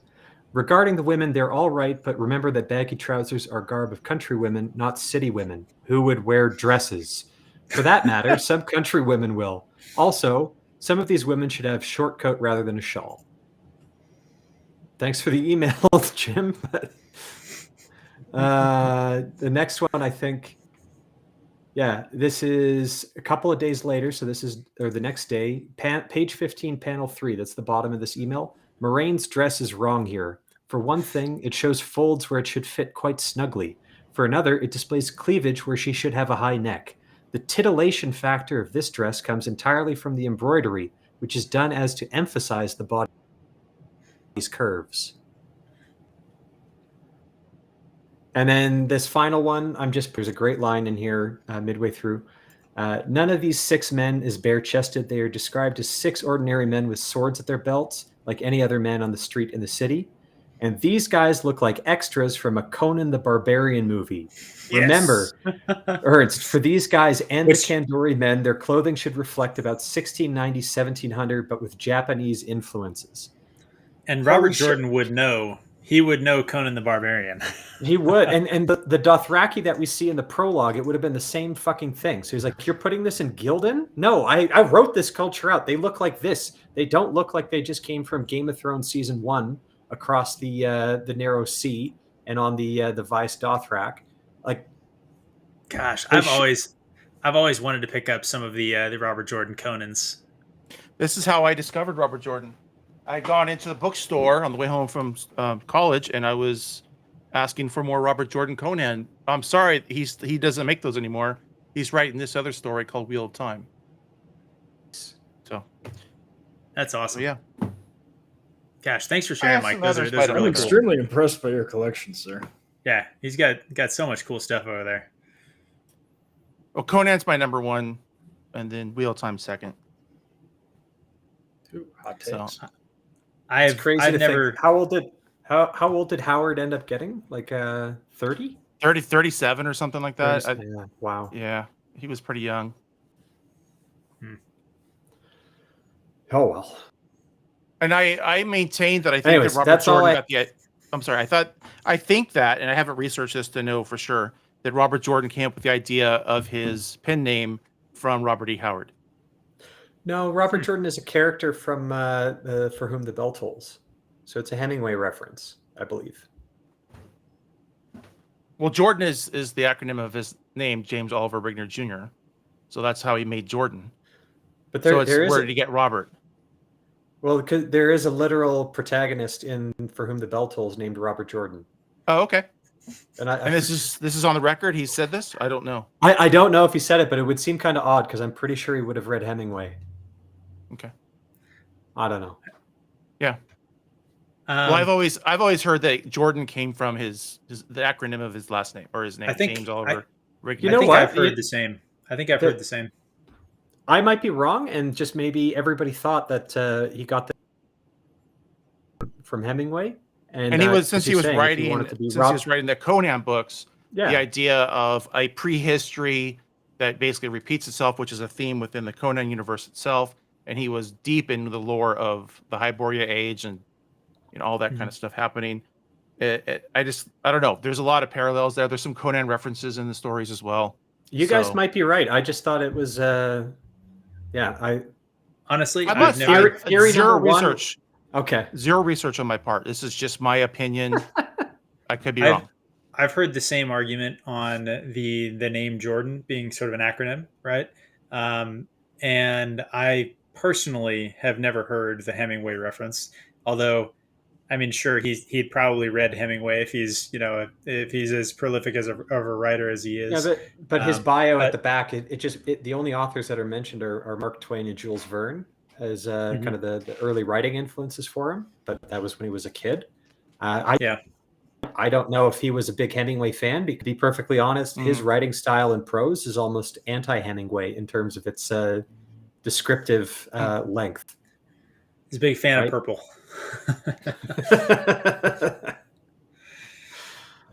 All right, so that was this is your one, but I think this is your signed copy of the Dragon Reborn. Beautiful. There, I'm going to throw that up on the big screen. And this one's personalized to you, right? Yeah. Although I was the asshole that told them that he spelled my name wrong. Honestly, I think it gives it characters. Honestly, I think that Robert Jordan would have also been the asshole who told them that they spelled his name wrong. Yeah. He might have been the asshole who said, "No, you're spelling your name wrong. I'm sorry." Yeah. No. Yeah. Well, it's the Irish spelling. So look, this thing's falling apart. It's like, I have to do something with this to keep it nice. There's probably services out there for repairing old books like that should exist. So. But I'll just get some Gorilla Glue. We'll take care of it. Just don't put it through your hair. Okay, guys, thanks for indulging me on this. But I think I've detailed enough evidence here that Rajnor's full of shit. Robert Jordan would have fucking hated what they did to his story, especially adding in all the sex. And just the fact that he got so wound up or so committed to his story and his vision that he wrote a series of emails over a year to these graphic novel guys about what he wanted to see, and he kept harping on the dresses. That it's a minor detail that people might think we're blowing things out of proportion, and it's no. We wanted to see a Wheel of Time adaptation that was faithful, and we know because this graphic novel came out years and years ago how the author felt about costuming in particular. Like if you've read The Wheel of Time, you know that the description, like he's doing it for a reason. And it's basically your blueprint for it. And they ignored it entirely and threw it out the window. Yes. He wouldn't have been okay with that shot of Moraine before she even opened her fucking mouth and ruined the story. It was already ruined in Robert Jordan's mind because she was putting on fucking suspenders. Yes.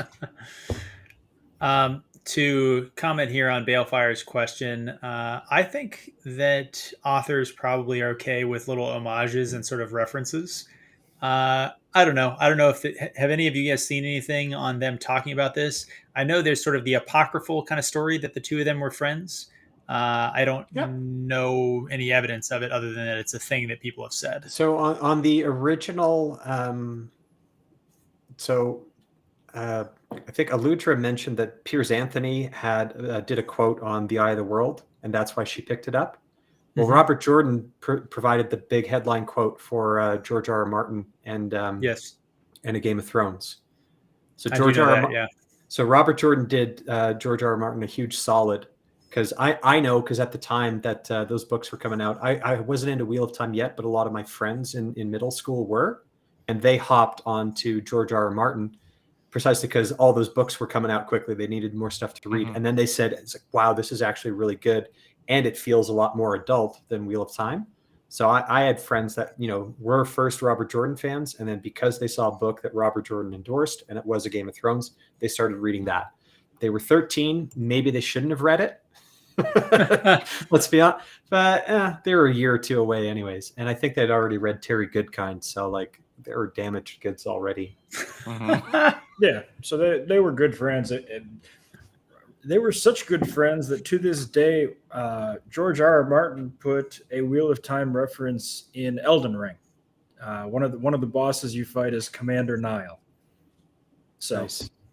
Wait, did you beat him yet, Alex? Did you beat that guy at least, or who are you? Yes. Okay, good. I actually beat it this afternoon. So did you sneak up on him and stab him between the ribs and betray him, or was it sort of a different death? No, God, I wish. He's a boss. So you walk in the room and he immediately stabs you in the chest with a giant spear. It's terrible. There's like 8 guys that he summons to fight with him too. You fight all the White Cloaks too. As it should have been. Yep. Niall shouldn't have died like that. He did deserve better. I haven't played Elden Ring yet, but the more you guys talk about it, I'm contemplating getting a PS5. So if I disappear in October, that's where I am. Gosh, I'm going to be honest, Dan. If I found out that you disappeared in October, I was assuming you put a gun in your mouth from Rings of Power. But could happen. No, I wouldn't. I would not for that. I've already Daniel's found asking if laughter it's spelled the same. Yes, it is. Is it spelled the same? Oh, nice. All right. I don't know. I think we kind of covered everything we had to talk about. I think the only other thing I could do is kind of loop it back to what we started about. So we've seen the creative control that Robert Jordan exercised over a visual adaptation of his works, right? Yeah. So holding out hope that Sanderson or other future adaptations of beloved authors and series, do you think that maybe there's going to be a switch in people selling their rights, having seen Rings of Power, Wheel of Time, having seen some of these? If you're an author trying to sell your rights today, are you going to demand a lot more creative control than you think clearly Robert Jordan did when he sold to Red Eagle Entertainment? So I think it's going to be all about the money. What I suspect is you're going to see. Well, I think there's going to be 2 things. I think there's going to be some studios who say we will pay you more to get the hell out, because I'm sure at this point Warner Brothers is wishing like hell that they had said, Rowling, here's an extra $50 million if I never have to work with you again. And then I think there's, which is silly because let's be honest, the original Harry Potter movies probably would have sucked if she hadn't been involved. I'm not sure I agree with that, but I mean, look at the new ones that she's involved with. I think that they are stiff-arming her as much as they humanly can. They're like, she's poisoned right now because she said something about women are women, so they can't have her. Yeah, she's still contractually obligated to be involved. What they're the most mad at her about is they can't produce anything without her saying so. I mean, think about how bad HBO Go is right now. If HBO could get away with it, there would be a James and Sirius series. There'd be a Potter Kids series. There'd be a Hermione Granger series. There'd be an Albus Dumbledore series. There would be more Harry Potter than there is MCU stuff right now. But because Rowling is involved with it, they can't produce anything without her signing off on it. But on the flip side, I think you have something like somebody like Amazon, who at this point is just, please, dear God, if we can get the authors signed onto the project, we'll throw an extra $5 million your way just to EP it. So I think there's thankfully J.K. Rowling has more money than she needs, but that's the point. A lot of authors are starting out; they don't have the money. In that same clip that Pips started with, in that conversation, he was talking about Sanderson was talking about when he first started out. $10,000 over three years or something. It was like nothing. Yeah. And for the options and some of his stuff, if you want to make a lot of money, you either have to sell it out or not. It's only if you're rich, only if you've made it, you get to have that kind of creative control. Sanderson could do it. Rowling could do it. Jordan could have done it. Martin could do it. The Tolkien Society could have done it. So what do you guys think then? Because do you think it is the authors wising up and saying, I'm not going to sell this to the first guy that offers me money? I'm gonna shop around and give it to somebody who's willing to give me some measure of creative control. Or do you think the studios, because we talked about Reacher and we talked about Terminal List, do we think the studios are recognizing that, hey, I need to have this person involved in order to, at a minimum, protect me from fan backlash? That comes back to how popular they are, though. If it's just a story they like, they don't care about the author. It could be anybody. But if they like the story and they like the author and it's already #1 bestseller kind of thing, then they need that author to come along as well. So Reacher, I think, is a good example of that. But like Terminal List, like I know some people who had read Terminal List, but Terminal List I don't think was a household name, right? Like Terminal List was a small series in terms of like if you read that genre, you probably knew about it. So here's what I'll have to say is it sounds like the authors that sell their TV rights too early are the ones who maybe do it because they think that the show could get additional exposure and boost the book sales, right? So George R. R. Martin, like it was a successful fantasy series, but it got elevated to the stratosphere when Game of Thrones became a TV hit.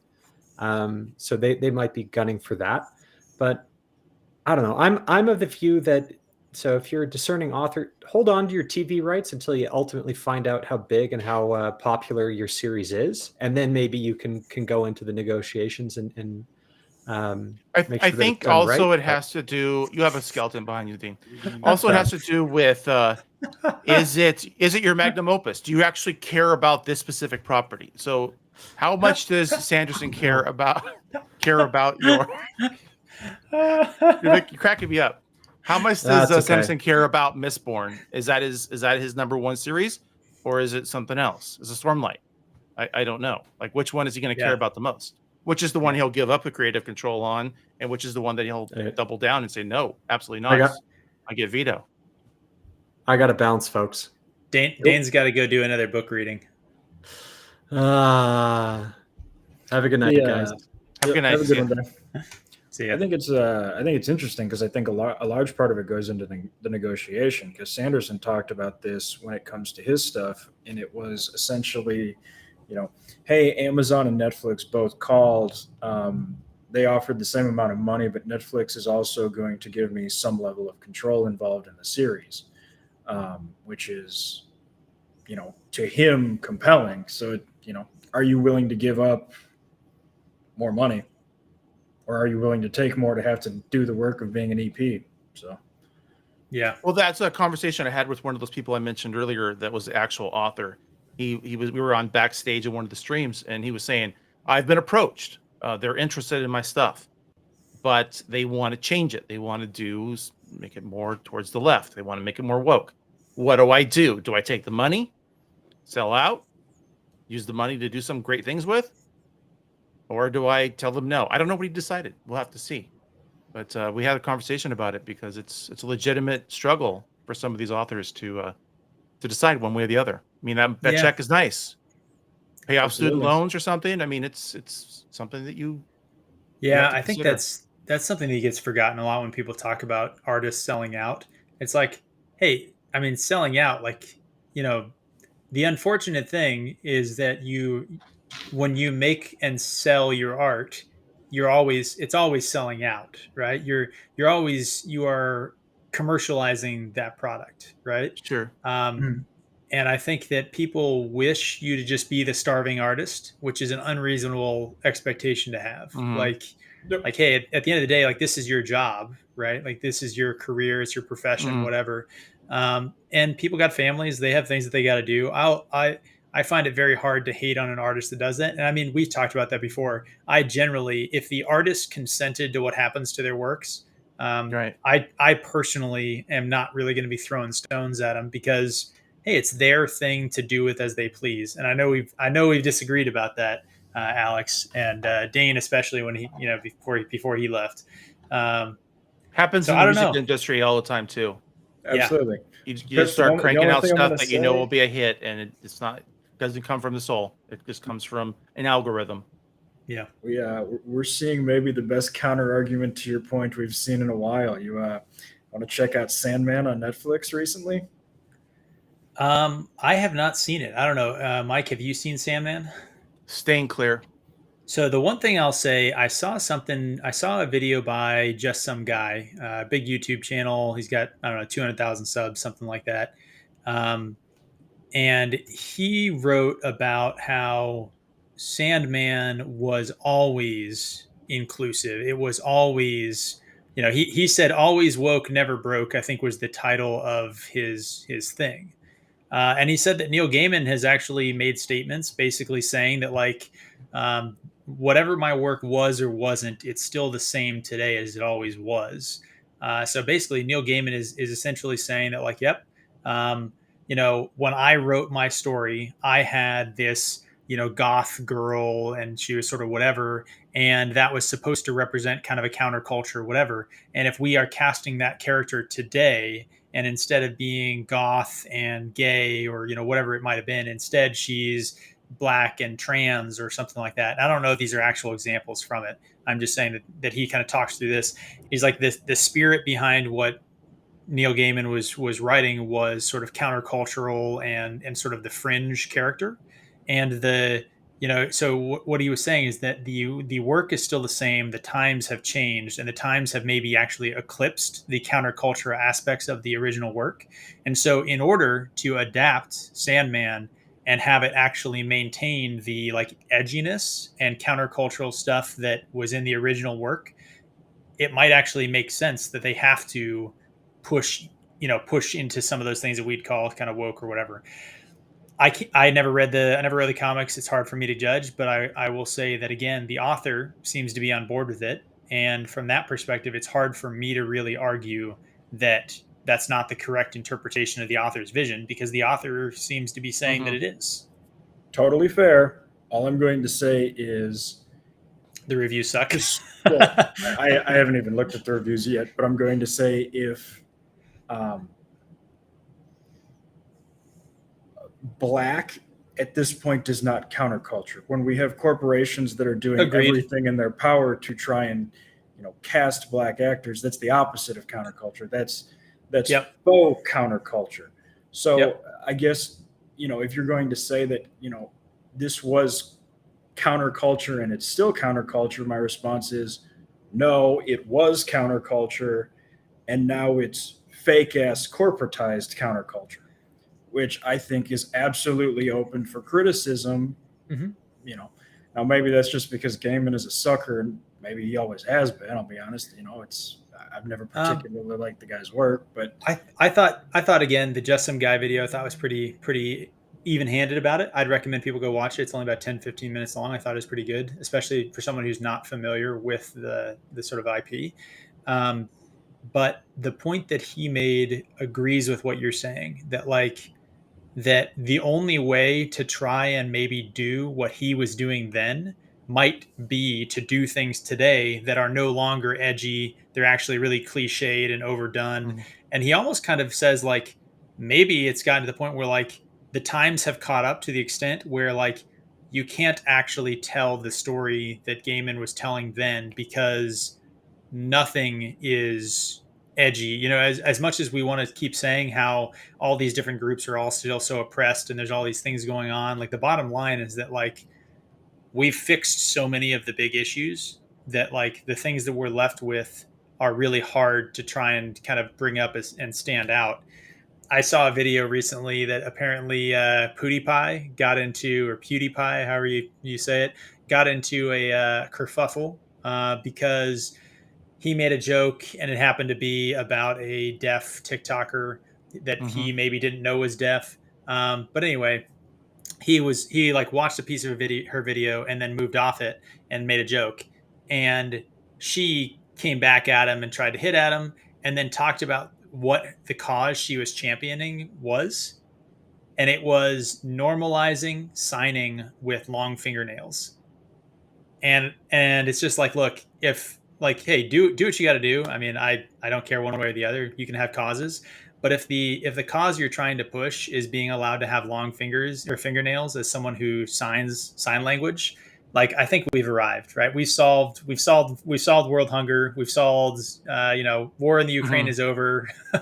Like we've arrived at a pretty decent place if that's the problem of the day. Yep. Yeah. So maybe it is just a situation that story has, as you said, it's phased out with time. But I don't know. I've never liked Neil Gaiman. I just think he's always been full of shit. But are you guys fans of The Expanse? I was, yeah, big fan. I'll admit I never read the books.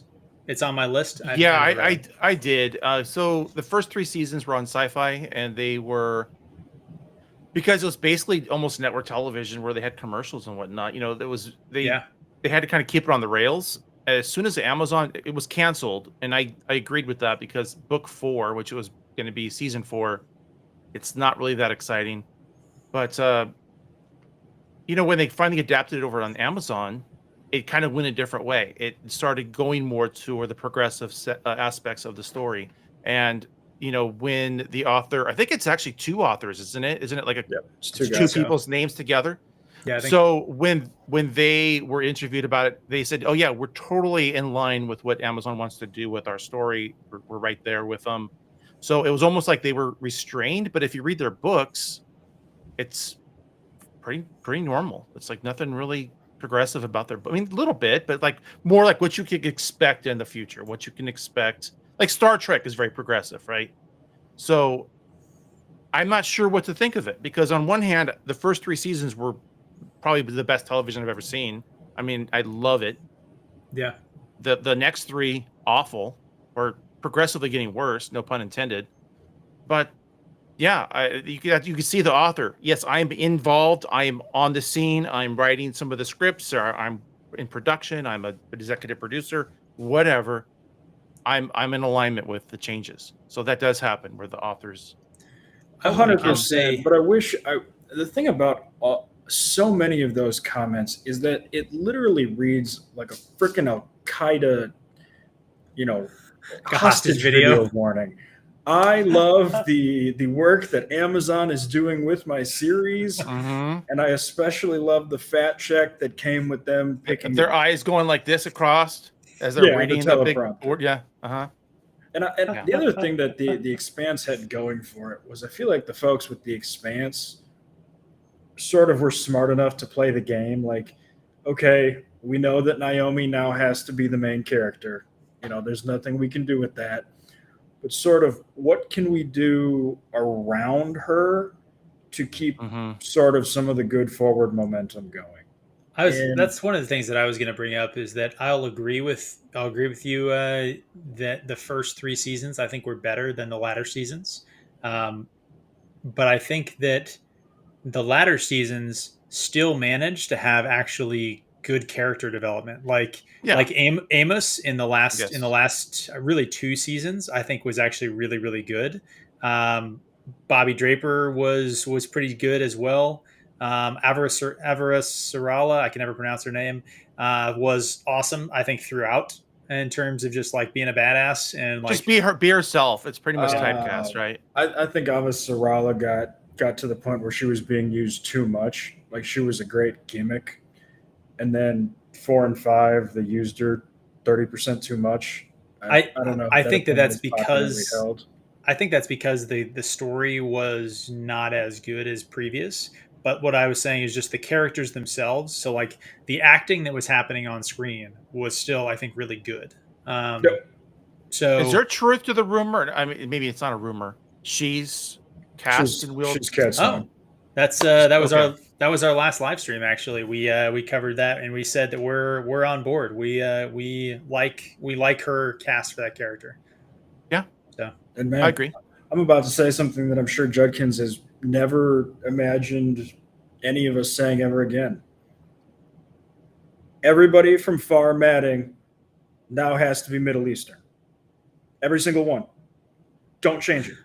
Men, women, children. Well, is she Middle Eastern All or is Middle she Eastern. Indian? I thought she was Indian. She's Iranian. Iranian. Iranian? Okay.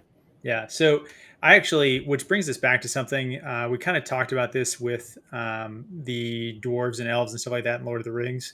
I'm of the opinion that within the Wheel of Time, within Rings of Power, if they said up front that like, hey, we're making modern TV, and that means we have a diverse cast, right? If they just admitted that up front and they said, look, we want to be competitive for award season. We have a policy here at Amazon that says this. So like, we're making a diverse cast, and you guys can, if you hate us for that, like there's the door. That's the constraints we're operating under. But if they then said, like you said, everyone in Farmatting is Middle Eastern, everyone is Persian, right, or Iranian, whichever one you want to whichever term you want to use.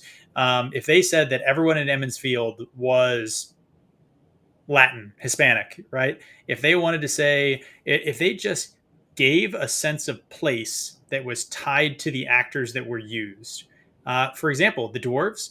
If all of the dwarves in Rings of Power were all, I don't know, I don't necessarily want to say black, but like if they were all darker, but still had beards, still had the cultural background, I personally as a fan wouldn't have cared.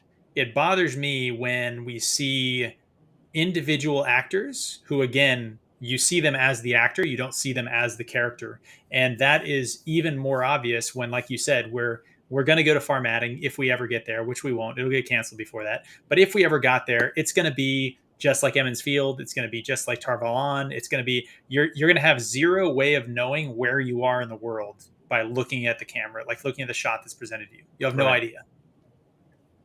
I mean, as evidenced by half the fan base thinks Matt at the end of the finale is at Tar Valon, and half of them thinks he's back at Shadur Girth. Well, it's because they use the same set for both, which is hilarious. I still want to see a Bollywood version of Wheel of Time. Oh, it would be so good. Honestly, I think it would be amazing. Hey, they could have every single episode for at least the first season, or at least the first half of the season, could have Tom start singing a song that turned into a Bollywood dance number. And no joke, I would probably love that. I would absolutely love it. If Tom started just going about like the Great Hunt, and all of a sudden it just goes down. Oh my God. Give me a Bollywood dance number in the town square for Winter Spring. Give me one of them on the road. There's an infinite number. Give me one before they fight the Trollocs. Like, let's go. Like, yes. don't even hide from what this should have been. Just if they had done then they over the top action, where they just come busting out of something and they're through the air and there's like whatever, I don't know, just whatever creatures are after them. And imagine Tarwin's Gap. Imagine Tarwin's Gap if they just had the song, like what is it? I went to Tarwin's Gap or something like that. If they just had that song and all the Shinarans are like doing a dance number, and then all of a sudden the dance number switches into like breakdance fighting, and they're just like going at it. Oh man, yeah. Oh, the things that we could have had. I like that we've reached the bargaining point where it's like,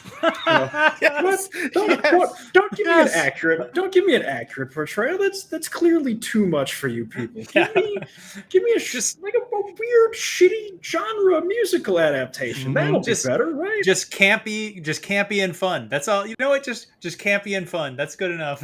Yeah. Don't bother trying to make an epic. Epics are clearly beyond you.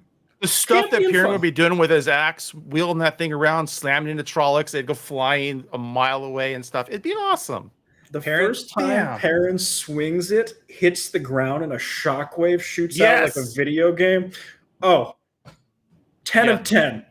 Can you just imagine this? So that intro scene from RRR where the guy just goes out and just starts like just crushing everybody. Yep. That's Perrin going into the center wagons at Dumai's Well.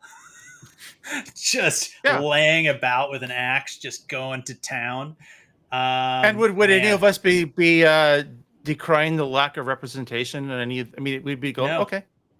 No. It'd just be some Indian guy with a red wig on playing Rand, and we'd be like, cool. It would have been great. It would have been so good. All right, I could buy this. Oh man, I can't even say how much I would love watching that. I think we all would.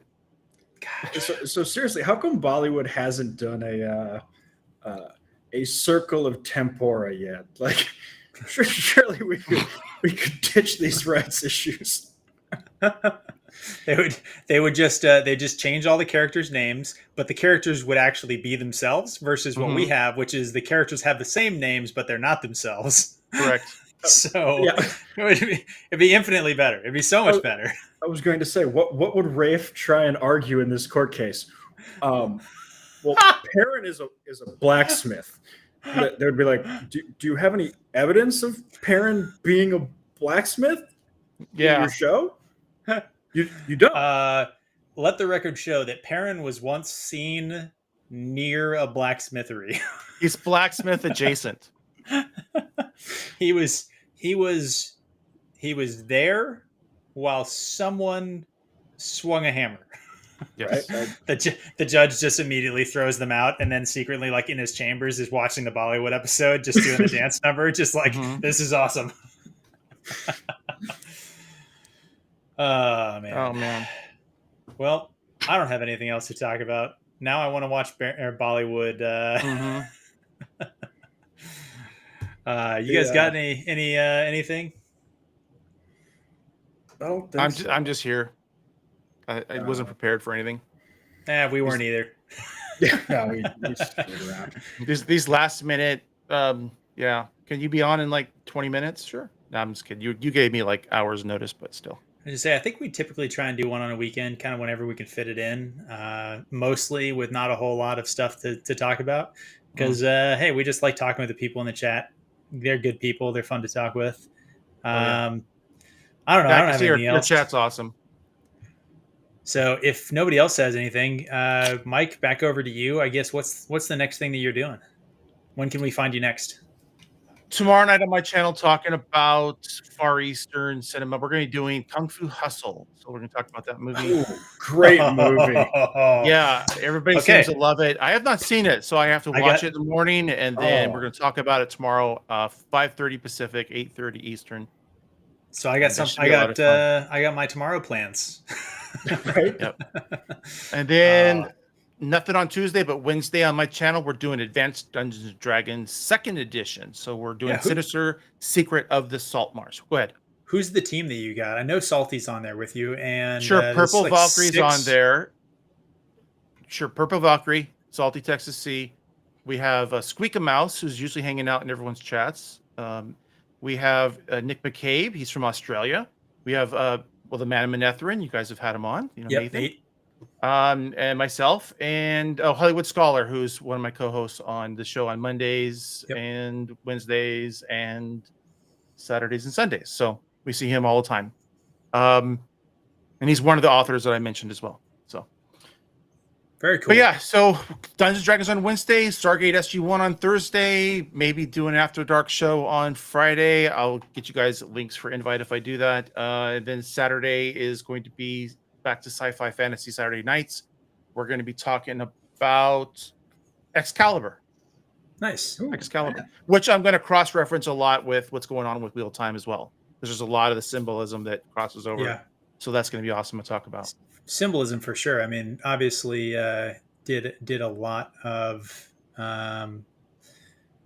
sort of lore and history kind of carry over from Arturian legend and stuff like that. Obviously, as part of Wheel of Time. I mean, just character names and things like that. Well, that scene, for example, when Arthur drinks from the Grail, and then the next scene he's on the horse going through the orchard, and all the flowers are coming up and stuff. It's you and the land are one. We get that same metaphor with Rand and the land, the dragon and the land, and the land is called the dragon in Excalibur. There's like all kinds of references that are very sure. For sure. So it's going to be fun to talk about.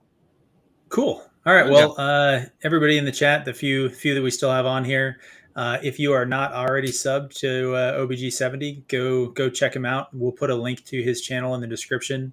And then you can also just search him. He is a few scant subs away from getting to unlock the community posts, which are a huge way to grow your channel after that. So lets him kind of talk directly, put out polls, all that kind of stuff. So yeah, go check out his channel, like, comment, subscribe, do all that other good stuff to help him out. And thanks for coming out onto our channel as well. It's always a blast having you on here or being able to hop over with you. Yeah, my pleasure. My pleasure. I'm so glad to be here, honestly. I haven't been on one of your live streams yet, so it's good to pop my cherry on this one. So, and with Dane's sweet nothings too, man. What a one to pop it on. Yeah, it's gonna haunt my dreams. No, I'm glad that he pulled up the emails too, because I mean that's awesome stuff.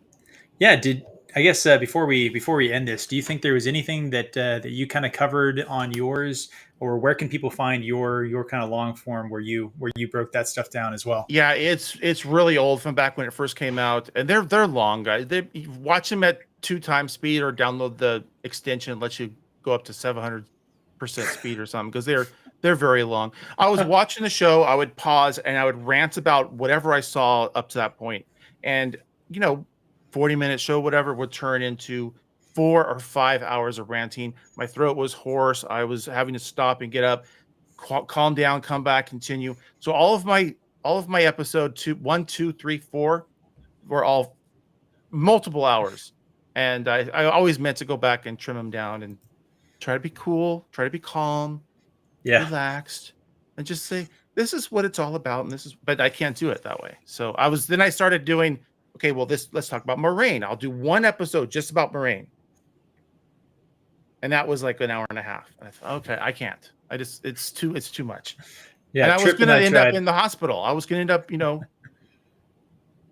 my wife's going to come in here and find me on the floor because I just was, I was just, my heart was going crazy. I was getting upset. And so, what I did? I started doing an outlet. I go, you know what? I need to do live streams. I reached out to Salty Texas Sea. We started doing live streams together, and we built that lab group containing Prophet of the Dragon. You see him up here again. He's back. Hello, Steve. We had Madame Anethrin. We had the McCabe's. It just kept growing. Every time I turn around, there's more people in the group, all venting about Wheel of Time. And then you guys, I would spend all my time on White Cloaks, mining for information to make a video about. Yes. The old White Cloak subreddit was a good time. It was a good time. All right. Well, there you go. That's what you're up to next week. Lots of content. Go check him out. For us, I don't know, Alex, we got our Tuesday, Thursday stuff scheduled. We just taped with Lord Inquisitor, Lord Captain Commander Dunn. He was around here somewhere. And let's see, we got, well, if I can ever figure out a way to get around Amazon's sort of IP protection stuff, I really want to do shorts on the Origins videos. I figured out how to record the audio, still struggling to figure out how to capture still images or anything else to be able to use. They have that stuff locked down like Fort Knox. Can I ask, are you guys planning to do any watch-along parties with Wheel of Time when it comes out, season 2? Yeah, we haven't probably do season 2, and then we'll also probably do Rings of Power. Yeah, we haven't hammered out the details on how we'll cover it, but I think we'll probably at least do maybe a watch along on our Discord and then a reaction live stream on YouTube is what I would think we'll probably do. I'm still trying to pound out what I'll do, and so I didn't know if I was going to ask for an invite onto your stuff or have you onto mine, or I don't know. Steve's probably going to do something. I think there's going to be 20 of us all trying to do the same thing at the same time. Yeah, honestly, I think what would be good. Steve and I have talked, or Steve has mentioned to us the possibility of almost switching it week to week. Yes, trying to give everyone to kind of share from it, because we're all talking to the same people, talking about the same stuff. We all get along. I think we have a very large sort of crossover in subs. So rather than us all fighting for airtime, doing something where we all kind of work together and try and make a really good product. And for the record, if I'm going to pick a home, I would say probably White Cloaks, because you guys are dedicated to Wheel of Time. No, I mean that seriously. Like, I'm not a Wheel of Time channel. That's where I started, but that's not what I do. Prophet of the Dragon would be another great choice. Yeah, Prophet's awesome, and he's a good host. Manam and Netherin, like these people, like you guys they're dedicated to Wheel of Time for the most part. Therefore, I would I would not do it on my channel to do it on one of you guys' channel instead, or hang out with you guys, because it's just it's an indeterminate amount of time before we have to figure that out, because something we didn't talk about today, they haven't announced when the hell this thing is coming out. They are so scared. They are so afraid that they're unwilling. But don't worry though, Pips. They announced the season 3, so like I'm okay. This is my like conspiracy theory sort of thing now. I am like 50-50 on the fence, where like if somebody told me that they announced like simultaneously released, season 2 and somehow season 3 together, like they tricked us, they just they filmed it all and here it is, I would say, if that's one end of the spectrum of like why they're holding off on giving us news, because they have some sort of perceived like good news drop, the other end of the spectrum that I'm actually leaning closer to is Wheel of Time season 2 is going to go the way of the Batwoman movie, where all of a sudden they're just going to announce that it was canceled and that it's never going to see the light of day. And I'm kind of leaning towards the middle, where I said, and I think you disagreed with me, that season 3 was marketing. That they're trying to get people to watch season 2 with the assumption there will be a season 3. Yeah, because I don't want to watch season 2. I wouldn't want, if I'm a normie, I wouldn't want to watch season 2 if I didn't know that. If I'm a normie, I wouldn't have watched past season 1, episode 1. True. So we'll see. The sludge must flow. It must. This is just going to be sludge. And I hope there's no season 3, because then I win the bet. Because I mean, early on / Wheel of Time, before I got banned, or I don't even know if I'm banned, I might be. But I said, yeah, there's no season 3. There's never going to be a season 3. They'll do 1, everyone will hate it. They'll do 2 because why not? We've already started, and then it'll be canceled by the end of season 2. See, I always thought season 3 because of their cancel cycle. The thing that saved them, I think, is they filmed the majority of 2 while they were doing season 1. Yeah. So, they had already spent most of the money. Like, the only reason that Batwoman got canceled is because it was so horrible and they wanted to reboot everything. They were like, oh my God, this is so bad that it will damage the brand. Like, this will ruin future projects. It's so bad. And I don't think Amazon gives a shit about future time projects. You're saying that the executives over at DC were sitting there like, dude, my kid is getting bullied on the playground for this. Like, we need to shut this shit down. Well, I think they saw that they produced a very watchable movie in the Batman that was very well received by everybody that watched it, and they didn't break 900 million. I don't even know if they broke 800 million. At which point they must have been like, holy shit, if Batman isn't selling, we have massive problems. Yeah, people hate us. Yes. You remember how all this started though with Wheel of Time, where it was, we want our own Game of Thrones, and Rafe goes to them and says, I can bring you a Game of Thrones. It's Wheel of Time, right? So Amazon puts all of this hope onto this Wheel of Time, like, okay, this is going to be our Game of Thrones, and then it fails, and they're like, oh crap. But now we have Rings of Power, right? So then you see all the ratioing the Rings of Power is having. You're seeing all the comments, and they're going, oh shit, here we go again. Because what's going to happen is they're going to fail on this as well. And so it's just kind of funny. What's they're not going to get their Game of Thrones. What's hilarious to think about in that context is, imagine where Amazon's sort of Prime videos would be right now if they hadn't successfully acquired the rights to Rings of Power.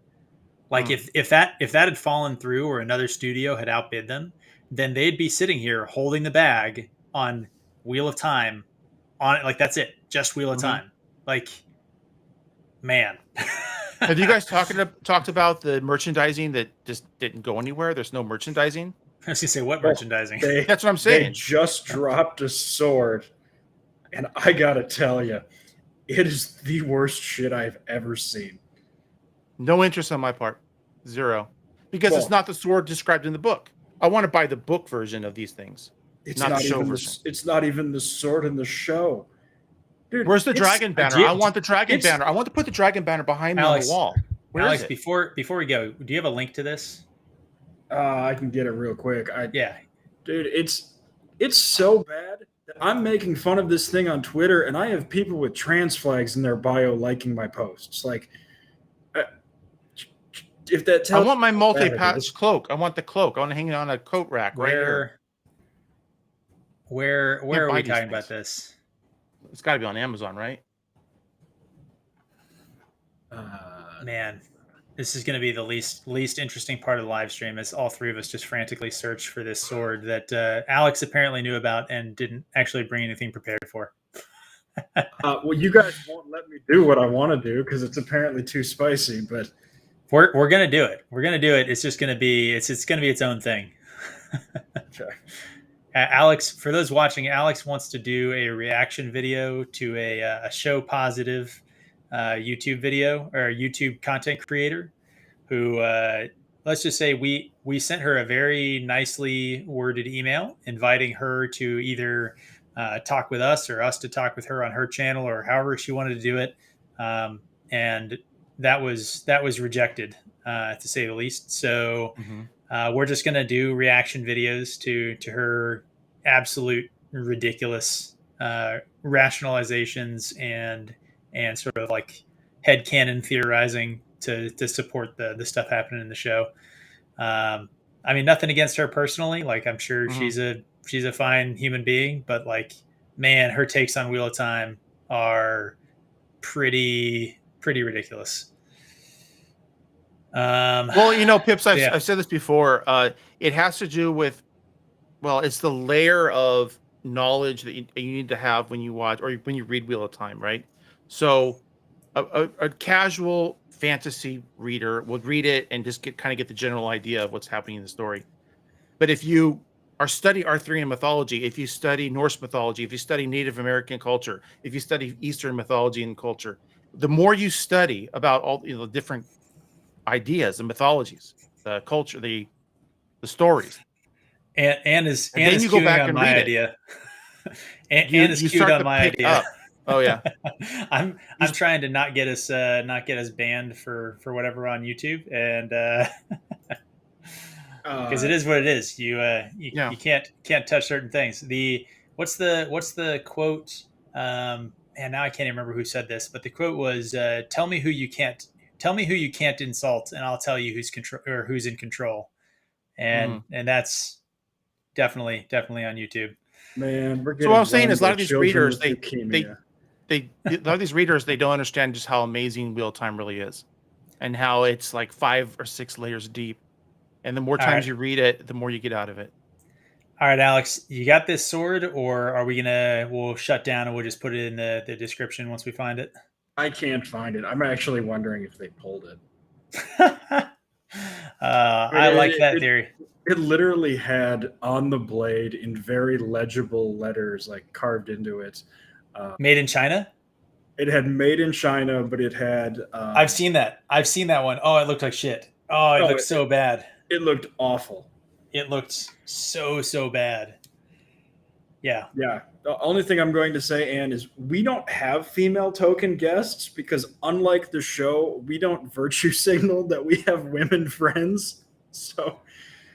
You guys have girls on this show? Occasionally. Yeah, sometimes. Sometimes. Sometimes if Dane is identifying differently, you never know.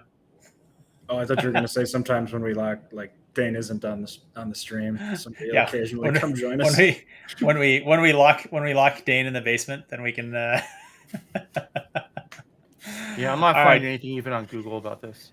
All right, guys. Well, if we find it, we'll put a link in the description. Otherwise, to the few remaining people who are still watching this, thank you so much for coming out.